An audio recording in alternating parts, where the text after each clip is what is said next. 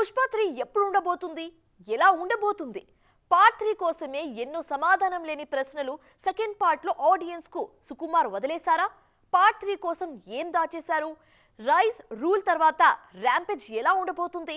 అవన్నీ కాదండి, అసలు పార్ట్ 3 ఉంటుందా లేదా?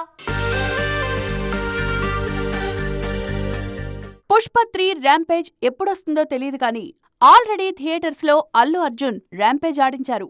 ప్రీమియర్స్ నుంచే పూనకాలు పుట్టించాడు పుష్పరాజ్. ఇంటా బయట అని తేడా లేదు, అన్ని చోట్ల పుష్పరాజు మోత మోగిపోయింది. మరీ ముఖ్యంగా నార్త్ లో తన నట విశ్వరూపంతో రికార్డుల జాతర చూపించారు బన్నీ. పుష్ప 2 విషయంలో ఫ్యాన్స్ ఫుల్ హ్యాపీస్. వాళ్లైతే కాలరెగరేస్తున్నారు.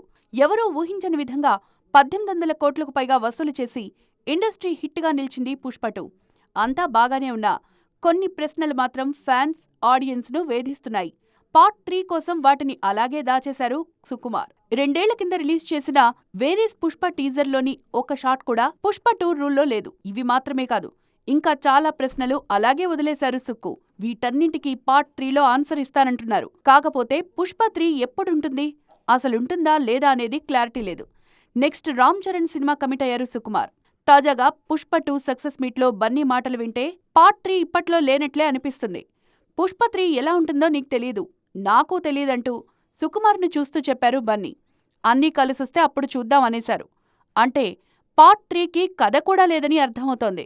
వీళ్ల తీరు చూస్తుంటే పుష్ప 3 వచ్చేది కూడా అనుమానమే.